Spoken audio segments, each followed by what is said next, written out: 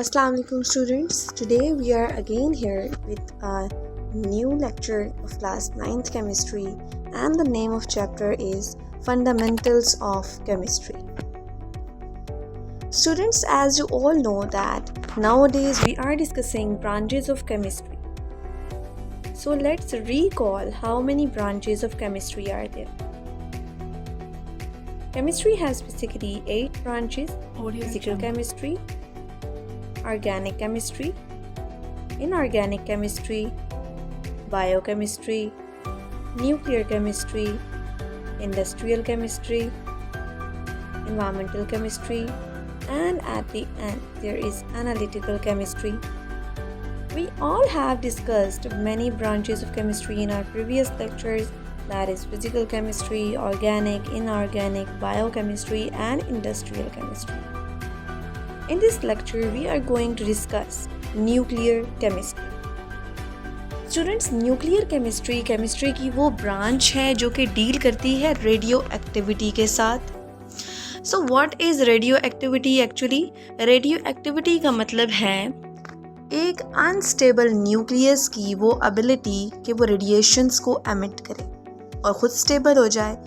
You have already learned in your previous classes के हर एक जो एटम है वो स्टेबिलिटी चाहता है और वो स्टेबिलिटी तरीके से ऑब्टेन कर सकता है by loss of electron, by gain of electron और बाय म्यूचुअल शेयरिंग, और या फिर वो रेडिएशंस को एमिट करके स्टेबिलिटी हासिल करता है. इन सब चीज़ों को हम लोग डिटेल से अपने नेक्स्ट चैप्टर्स में डिस्कस करेंगे. स्टूडेंट्स, अनस्टेबल न्यूक्लियस यानी कि रेडियो आइसोटोप्स हैं जो कि रेडिएशंस को एमिट करते हैं. स्टूडेंट्स, न्यूक्लियर केमिस्ट्री में हम सबसे पहली बात क्या करें कि हम डिस्कस करते हैं रेडियो एक्टिविटी को. सेकेंडली, हम डिस्कस करते हैं न्यूक्लियर प्रोसेसेस को. बहुत सारे न्यूक्लियर प्रोसेसेस होते हैं जिनमें हमारे पास टॉप ऑफ द लिस्ट है फिशन और फ्यूजन रिएक्शन.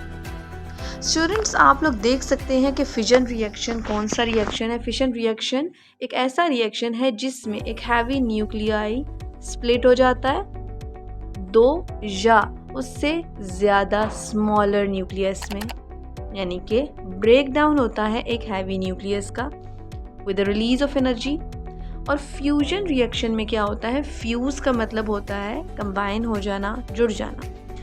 तो फ्यूजन रिएक्शन में दो लाइटर न्यूक्लियाई या लाइटर एटम्स ज्वाइन होते हैं और एक हैवी न्यूक्लियाई बनता है with a release of energy. तो हम न्यूक्लियर प्रोसेसेस को भी डिस्कस करते हैं न्यूक्लियर केमिस्ट्री में. इसके अलावा हम लोग डिस्कस करते हैं न्यूक्लियर प्रॉपर्टीज़ को. न्यूक्लियर प्रॉपर्टीज़ में जैसा कि आप लोग अपने प्रीवियस क्लासेस में एक एटम के स्ट्रक्चर को डिटेल से पढ़ चुके हैं. You already have learned that there are two subatomic particles जो कि एटम का न्यूक्लियस बनाते हैं, that are neutron and proton. Neutron की अपनी प्रॉपर्टीज़ हैं, प्रोटॉन की अपनी प्रॉपर्टीज़ हैं और वो दोनों मिलकर कलेक्टिवली न्यूक्लियस की प्रॉपर्टीज़ बनाते हैं. और न्यूक्लियस के अराउंड कुछ शेल्स होते हैं जिनके अंदर इलेक्ट्रॉन्स रिवॉल्व कर रहे होते हैं. न्यूक्लियर प्रॉपर्टीज़ को हम अपने नेक्स्ट चैप्टर्स में डिटेल से डिस्कस करेंगे.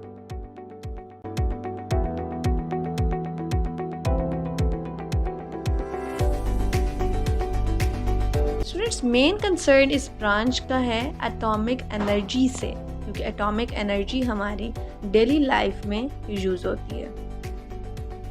इसके अलावा हम लोग केमिकल इफेक्ट्स की बात भी करते हैं जो कि रेडिएशन की अब्जॉर्प्शन की वजह से होती है एनिमल्स, प्लांट्स या किसी और मटेरियल के ऊपर. डेफिनेटली जब रेडिएशंस के साथ काम किया जाता है तो वहाँ पर मौजूद जो डिफरेंट ऑर्गेनिजम्स हैं या डिफरेंट मटेरियल्स हैं उनके ऊपर उसके इफेक्ट्स तो होते हैं. अब वो इफेक्ट्स हार्मफुल भी हो सकते हैं, यूज़फुल भी हो सकते हैं. हम न्यूक्लियर केमिस्ट्री के दोनों एस्पेक्ट्स पढ़ेंगे. हम पढ़ेंगे कि कौन कौन से हार्मफुल इफेक्ट्स क्रिएट कर सकती हैं ये रेडिएशंस और इसके यूजेस कौन कौन से हैं.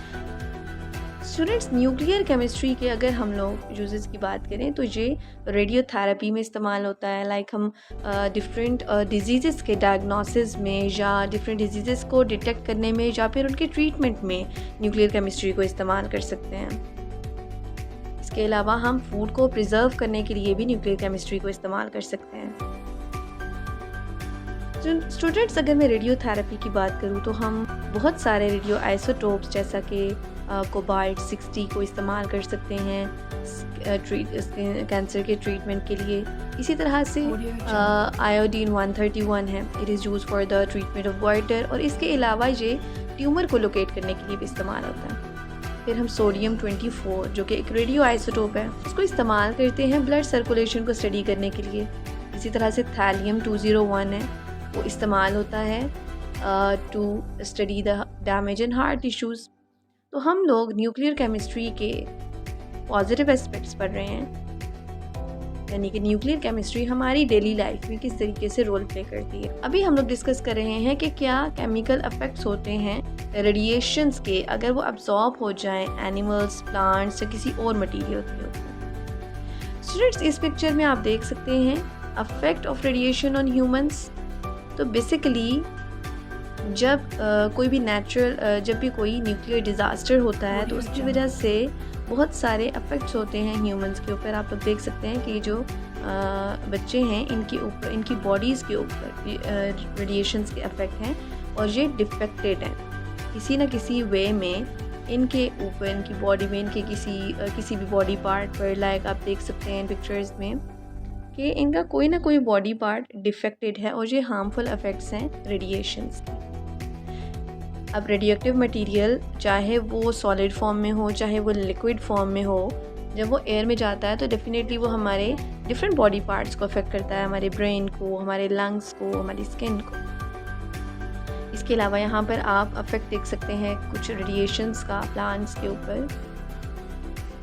स्टूडेंट्स, जहाँ पर आप लोग एक डेड फॉरेस्ट की पिक्चर देख सकते हैं जो कि चेरनोबाइल एरिया, यानी कि जहाँ पर रेडिएशंस के साथ वर्क किया जाता है यूक्रेन में, वहाँ पर ली गई एक पिक्चर आपको शो की जा रही है।